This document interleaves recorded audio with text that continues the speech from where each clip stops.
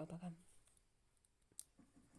kami yang di surga, kembali siang hari ini kami mau membaca firman-Mu. Urapi kami ya Bapa dengan kuasa Roh Kudus-Mu, untuk kami dapat mengerti, memahami akan firman-Mu, untuk menerangi setiap langkah kami dan dapat selalu menjadi kekuatan bagi kami.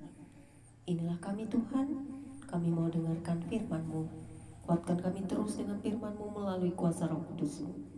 Biar hati kami disucikan selalu, dan kami mengerti kehendak-Mu dalam hidup kami. Biarlah kami bukan hanya menjadi pendengar saja, tetapi jadi pelaku-pelaku firman yang sejati, untuk menjadi alat bagi kemuliaan-Mu dan menyebarkan Injil ke seluruh dunia, sehingga semua umat manusia mengenal Tuhan Allah yang sejati dan mengetahui akan kebenaran dan hakikat daripada Pencipta sendiri. Terima kasih Bapa, di dalam nama Putra-Mu Yesus Kristus yang menjadi Tuhan dan Juru Selamat kami. Haleluya. Kami sambut firman-Mu siang hari ini dengan sukacita. Haleluya. Amin. Pembacaan Alkitab atau firman Tuhan siang hari ini terambil dari kitab Lukas pasal 11. Kita sudah sampai kitab Lukas pasal 11 ayat 1 hingga dengan ayat yang ke-54.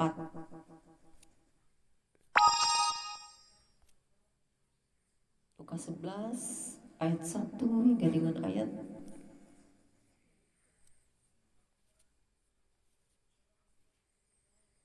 yang ke-13 dengan perikop.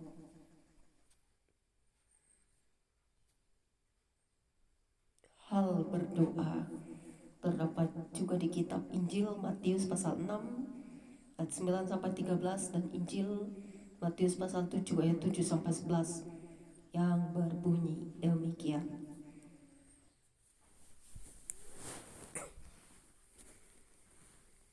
Pada suatu kali Yesus sedang berdoa di salah satu tempat.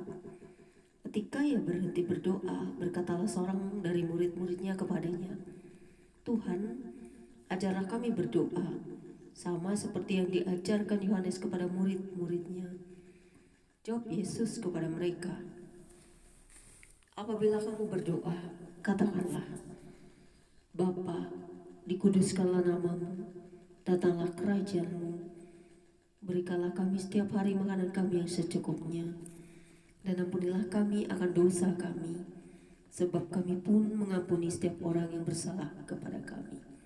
Dan janganlah membawa kami ke dalam pencobaan."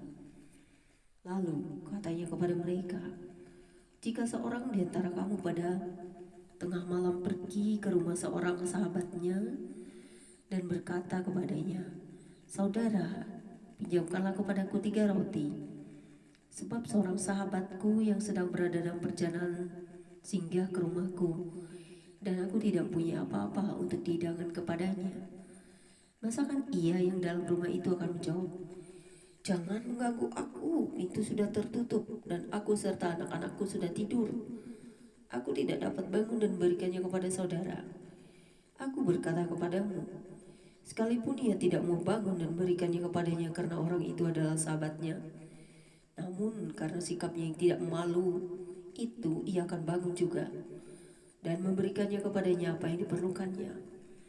Oleh karena itu, aku berkata kepadamu, mintalah, maka akan diberikan kepadamu, carilah, maka kamu akan mendapat, ketoklah, maka pintu akan dibukakan bagimu. Karena setiap orang yang meminta menerima, dan setiap orang yang mencari mendapat, dan setiap orang yang mengetuk baginya pintu dibukakan. Bapa, manakah di antara kamu jika anaknya minta ikan daripadanya akan memberikan ular kepada anaknya itu ganti ikan? Atau jika ia minta telur akan memberikan kepadanya kalajengking? Jadi jika kamu yang jahat tahu memberi pemberian yang baik kepada anak-anakmu, apalagi Bapamu yang di sorga, yang akan memberikan Roh Kudus kepada mereka yang meminta kepadanya." Kemudian Injil Lukas pasal 11 ayat 14 hingga dengan ayat yang ke-23 dengan perikop baru Yesus dan Beelzebul. Terdapat juga di kitab Matius 12 ayat 22 sampai 30 dan Markus 3 ayat 22 sampai 27 yang berbunyi demikian. Pada suatu kali Yesus mengusir dari suatu setan yang membisukan. Ketika setan itu keluar, orang bisu itu dapat berkata-kata. Maka heranlah orang banyak. Tetapi ada di antara mereka yang berkata, ia mengusir setan dengan kuasa Beelzebul, penghulu setan. Ada pula yang meminta suatu tanda dari surga kepadanya untuk mencobai dia. Tetapi Yesus mengetahui pikiran mereka lalu berkata, setiap kerajaan yang terpecah-pecah pasti binasa, dan setiap rumah tangga yang terpecah-pecah pasti runtuh. Jikalau iblis itu juga terbagi-bagi dan melawan dirinya sendiri, bagaimanakah kerajaannya dapat bertahan? Sebab kamu berkata bahwa aku mengusir setan dengan kuasa Beelzebul. Jadi jika aku mengusir setan dengan kuasa Beelzebul, dengan kuasa apakah pengikut-pengikutmu mengusirnya? Sebab itu merekalah yang akan menjadi hakimmu. Tetapi jika aku mengusir setan dengan kuasa Allah, maka sesungguhnya kerajaan Allah sudah datang kepadamu. Apabila seorang yang kuat dan yang lengkap bersenjata menjaga rumahnya sendiri, maka amanlah segala miliknya. Tetapi jika seorang yang lebih kuat daripada yang menyerang dan mengalahkannya, maka orang itu akan merampas perlengkapan senjata yang diandalkannya dan akan membagi-bagikan rampasannya. Siapa tidak bersama aku, ia melawan aku, dan siapa tidak mengumpulkan bersama aku, ia mencerai-beraikan. Kemudian Lukas pasal 11 ayat 24 hingga dengan ayat yang ke-26 dengan perikop baru, kembalinya roh jahat. Terdapat juga di kitab Matius 12 ayat 43 sampai 45 yang berbunyi demikian. Apabila roh jahat keluar dari manusia, ia pun mengembara ke tempat-tempat yang tandus mencari perhentian. Dan karena ia tidak mendapatnya, ia berkata, aku akan kembali ke rumah yang telah kutinggalkan itu. Maka pergilah ia dan mendapati rumah itu bersih, tersapu dan rapi teratur. Lalu ia keluar dan mengajak 7 roh lain yang lebih jahat daripadanya, dan mereka masuk dan berdiam di situ.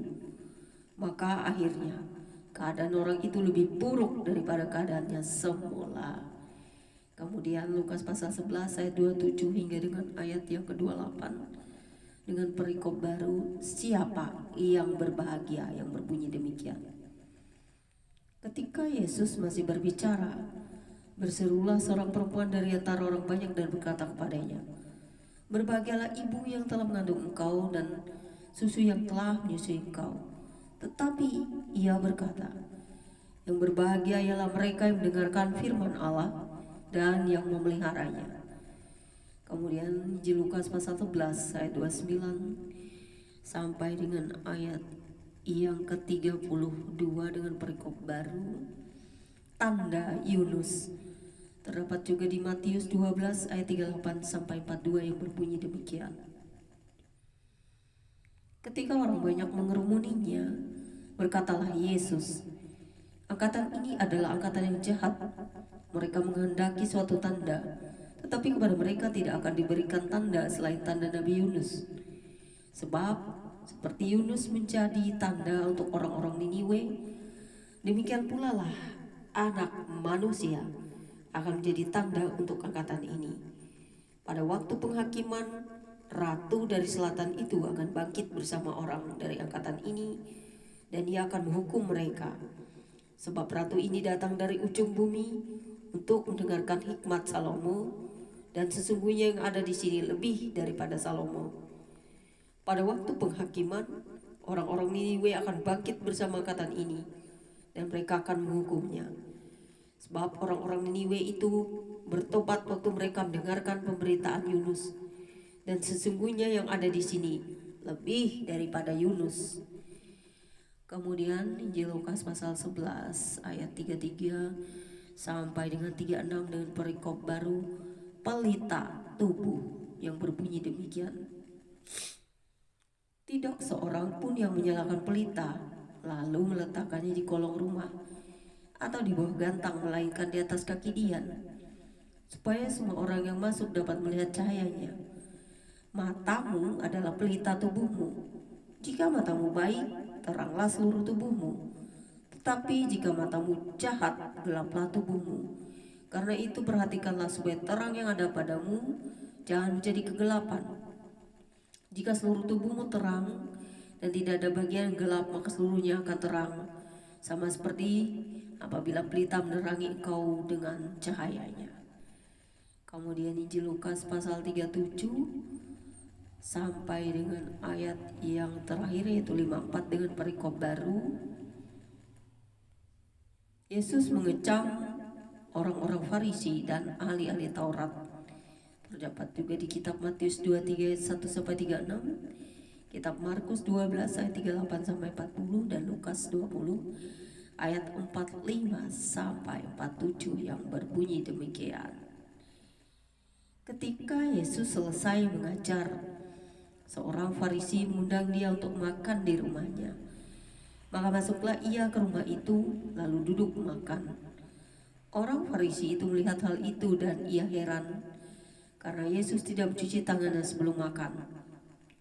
Tetapi Tuhan berkata kepadanya, "Kamu orang-orang Farisi, kamu membersihkan bagian luar dari cawan dan pinggan, tetapi bagian dalammu penuh rampasan dan kejahatan.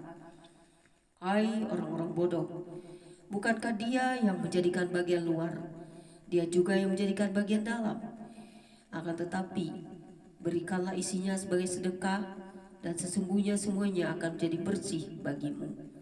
Tetapi celakalah kamu, hai orang-orang Farisi, sebab kamu membayar persepuluhan dari selasi, inggu dan segala jenis sayuran, tetapi kamu mengabaikan keadilan dan kasih Allah. Yang satu harus dilakukan dan yang lain jangan diabaikan. Celakalah kamu, hai orang-orang Farisi, sebab kamu suka duduk di tempat terdepan di rumah ibadat dan suka menerima penghormatan di pasar. Celakalah kamu, sebab kamu sama seperti kubur yang tidak memakai tanda. Orang-orang yang berjalan di atasnya tidak mengetahuinya." Seorang dari antara ahli-ahli Taurat itu menjawab dan berkata kepadanya, "Guru, dengan berkata demikian engkau menghina kami juga." Tetapi ia menjawab, "Celakalah kamu juga, hai ahli-ahli Taurat, sebab kamu meletakkan beban-beban yang tak terpikul pada orang, tetapi kamu sendiri tidak menyentuh beban itu dengan satu jari pun. Celakalah kamu, sebab kamu membangun makam nabi-nabi, tetapi nenek moyangmu telah membunuh mereka. Dengan demikian kamu mengaku bahwa kamu membenarkan perbuatan-perbuatan nenek moyangmu, sebab mereka telah membunuh nabi-nabi itu, dan kamu membangun makamnya. Sebab itu hikmat Allah berkata, Aku akan mengutus kepada mereka nabi-nabi dan rasul-rasul, dan separuh dari antara nabi-nabi dan rasul-rasul itu akan mereka bunuh dan mereka aniaya, supaya dari angkatan ini dituntut darah semua nabi yang telah tertumpah sejak dunia dijadikan, mulai dari darah Habel sampai kepada darah Zakaria yang telah dibunuh di antara mezbah dan rumah Allah. Bahkan aku berkata kepadamu, semuanya itu akan dituntut dari angkatan ini. Celakalah kamu, hai ahli-ahli Taurat, sebab kamu telah mengambil kunci pengetahuan. Kamu sendiri tidak masuk ke dalam, dan orang yang berusaha untuk masuk ke dalam, kamu halang-halangi." Dan setelah Yesus berangkat dari tempat itu, ahli-ahli Taurat dan orang-orang Farisi terus-menerus mengintai dan membanjirinya dengan rupa-rupa soal. Untuk itu mereka berusaha memancingnya supaya mereka dapat menangkapnya berdasarkan sesuatu yang diucapkannya. Sampai di sini pembacaan Alkitab kita siang hari ini. Tuhan memberkati firman-Nya bagi kita yang mengerti, memahami, dan merenungkannya. Tuhan Yesus memberkati kita dimanapun berada. Immanuel.